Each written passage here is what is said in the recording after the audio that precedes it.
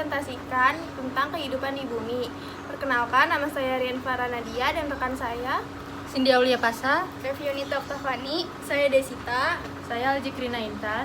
Selamat menyaksikan.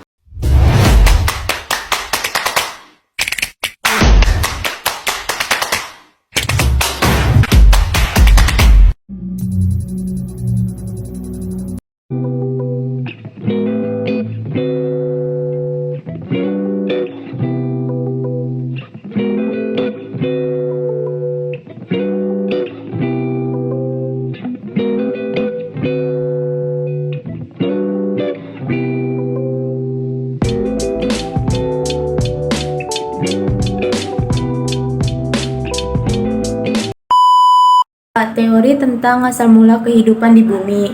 Rumanta menyatakan bahwa apakah kalian pernah berpikir bagaimana asal mula kehidupan di alam semesta ini? Muncullah teori-teori yang didasarkan pemikiran para ilmuwan.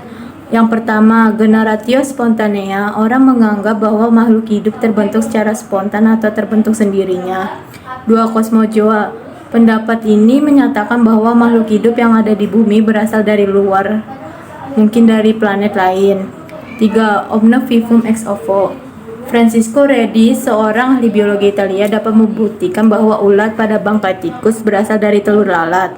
Kemudian ia mengemukakan pendapat bahwa makhluk hidup berasal dari telur. 4. Omne ovo ex vivo.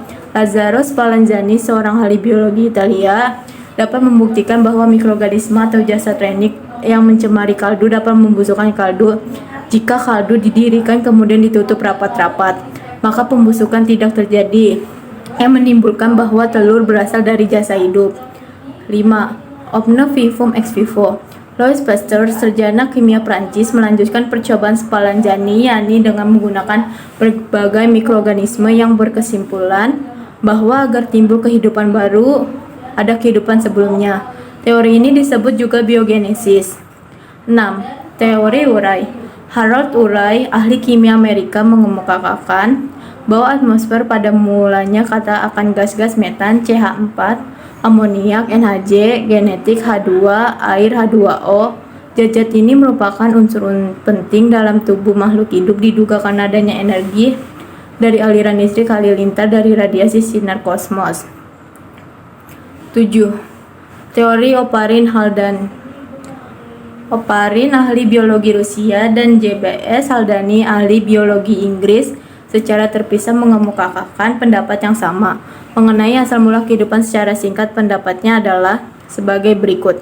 Jasa hidup terbentuk dari senyawa kimia dalam laut pada saat atmosfer bumi belum mengandung oksigen bebas. Lengkap teori ini pada tahun 1953, Stanley L. Miller, seorang murid Urey, membuat percobaan yang sangat berhasil. Percobaannya dilakukan untuk menguji anggapan bahwa pada kondisi awal atmosfer bumi yang terkaya akan metan, amonia, hidrogen, dan air menurun, penggabungan senyawa kimia itu terjadi berlangsung menjadi molekul-molekul yang lebih besar dan kompleks. Menurut geologi, ilmu yang mempelajari kulit bumi, terjadinya bumi sampai sekarang dibagi atas zaman-zaman sebagai berikut. 1. Arkeokum. Zaman ini berlangsung kira-kira 2.500 juta tahun. Pada saat itu kulit bumi masih panas, sehingga tidak ada kehidupan. Baru pada akhir zaman ini mulailah nampak pada kehidupan sedikit demi sedikit. Paleozoikum. Zaman yang berlangsung 340 juta tahun ini memiliki ciri munculnya kehidupan. Karena sudah ada kehidupan, zaman ini disebut juga zaman primer. Makhluk hidup yang muncul adalah mikroorganisme, binatang-binatang kecil yang tak bertulang belakang sampai pada permulaan amfibi dan reptil. Yang ketiga, Mesozoikum. Zaman ini berlangsung kira-kira 140 juta tahun. Pada zaman pertengahan, jenis genetik mencapai bentuk yang luar biasa besarnya, sehingga pada zaman ini sering disebut juga dengan zaman reptil. Bekas-bekas dari reptil raksasa ini ditemukan di berbagai tempat di seluruh dunia. Dinosaurus misalnya, sampai 12 meter panjangnya, sedangkan Atlantosaurus yang ditemukan di Amerika malah lebih dari 30 meter. Pada masa akhir zaman sekunder, muncul kehidupan yang lain, yaitu jenis burung dan binatang menyusui yang masih rendah sekali tingkatannya. Dan yang keempat, Neozoikum atau Kainozoikum. Zaman ini dibedakan menjadi dua zaman, yaitu tersier atau zaman ketiga. Zaman ini berlangsung sekitar 60 juta tahun. Yang terpenting dari zaman ini ditandai dengan berkembangnya jenis binatang menyusui seperti jenis primata. Contohnya kera. Lambat laun jenis reptil mengalami kepunahan.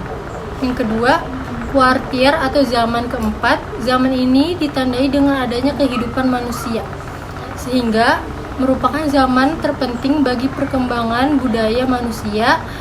Zaman kuartier dibagi menjadi dua zaman, yakni zaman Diluvium dan atau Paleistocene dan Alluvium atau Holocene. Perkembangan variabilitas makhluk hidup. Yang pertama, sel dan pembelahan sel. Sel merupakan penyusunan makhluk hidup. Secara umum, materi hidup sel disebut protoplasma, yang terdiri dari nukleus dan sitoplasma. Nukleus merupakan massa yang padat dari protoplasma, sedangkan sitoplasma bersifat cair. Nukleus terpisah dari sitoplasma oleh membran nukleus. Nukleus berguna untuk mengatur aktivitas sel dan berfungsi pula dalam reproduksi sel.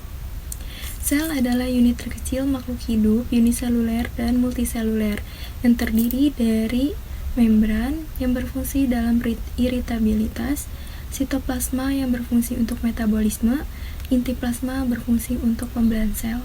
Fungsi pembelahan sel yang pertama regenerasi sel-sel yang rusak atau mati, yang kedua pertumbuhan dan perkembangan, yang ketiga berkembang biak atau reproduksi, yang keempat variasi individu baru. Cara pembelahan sel terdiri dari 3 macam, yaitu amitosis, mitosis, dan meiosis. Cara amitosis yang pertama adalah terjadinya pada makhluk hidup sederhana, seperti bakteri, ganggang, dan lain-lain. Yang kedua, mula-mula terbentuk dinding sel baru pada sel dewasa dan inti sel mendekati dinding itu. Yang ketiga, inti pembelahan dua dan bergerak saling menjauh. Yang keempat, gerakan saling menjauh itu diikuti oleh dinding sel. Yang kelima, terbentuk 2 sel anak yang akan berkembang menjadi dewasa dan membelah lagi dan seterusnya. Cara mitosis yang pertama adalah interfase, fase sel dalam keadaan dewasa. Terdapatnya semua bagian hidup kecuali pembelahan sel. Yang kedua, profase, sentromer membelah menjadi 2 dan bergerak berlawanan arah. Pasangan ini disebut dengan sentriol. Benang-benang kromatin menebal menjadi kromosom dan kromosom mulai berduplikasi menjadi kromatid. Yang ketiga, metafase, nukleus yang tampak pada profase menjadi tidak tampak. Pasangan kromosom memendek dan pada posisi bidang ekuator dengan sentriol sebagai kutub. Yang keempat, anafase. Pasangan kromatin mulai memisah diri masing-masing menuju kutub yang berlawanan. Yang kelima, telofase.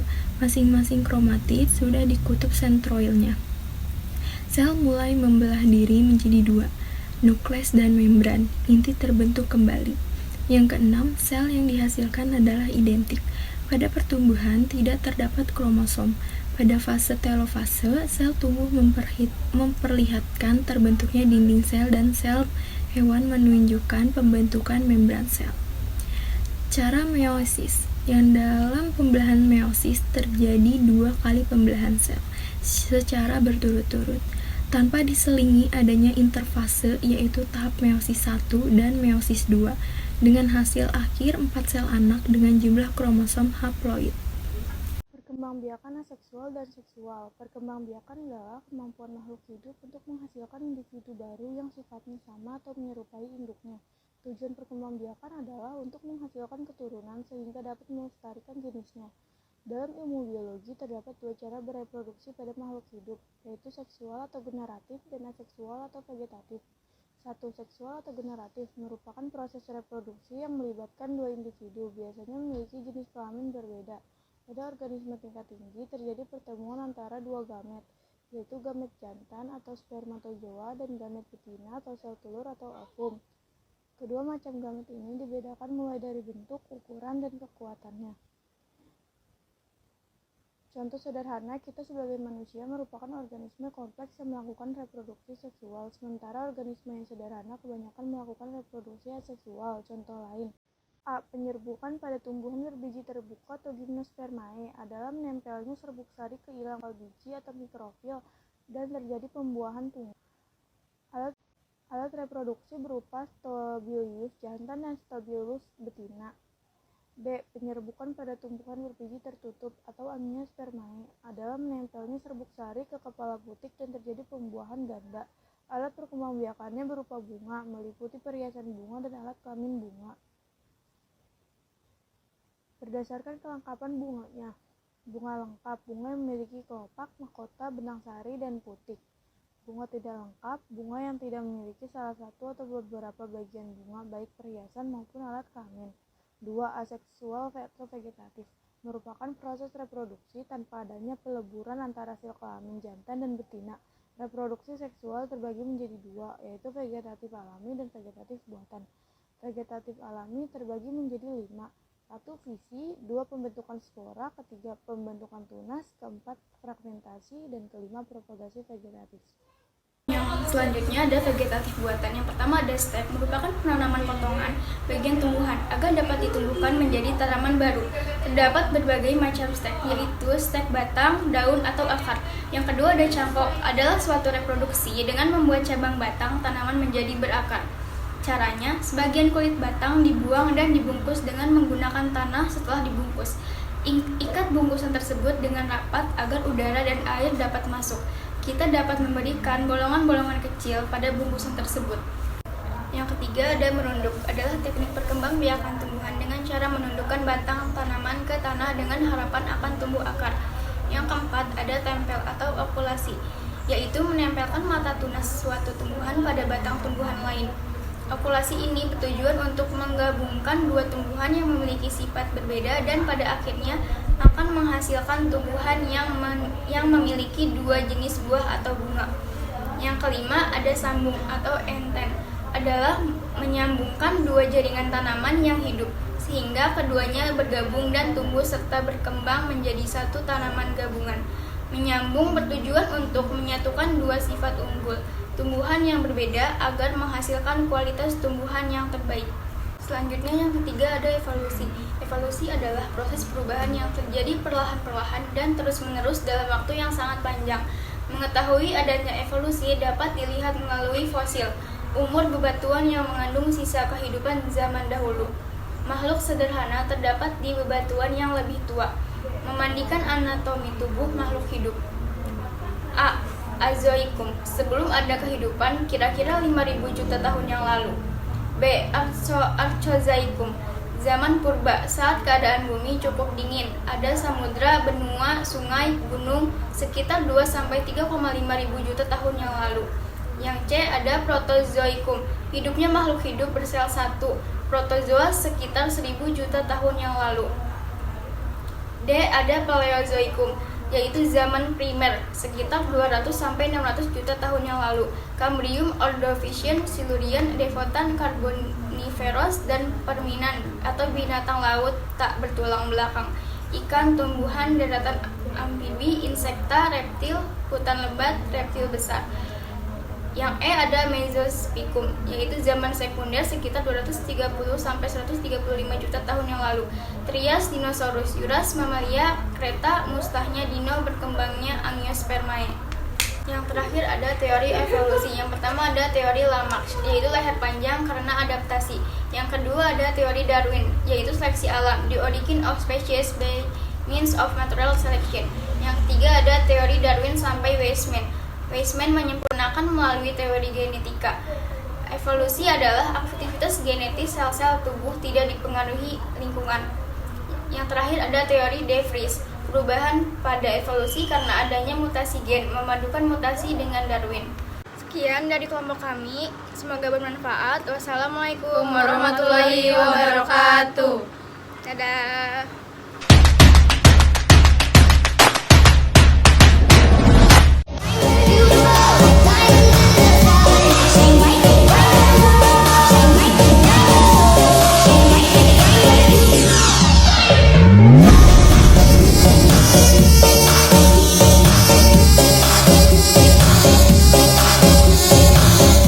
The end.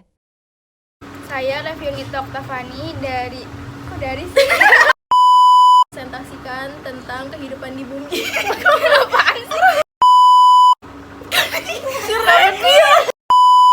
Halo guys. Assalamualaikum warahmatullahi wabarakatuh. Assalamualaikum lagi.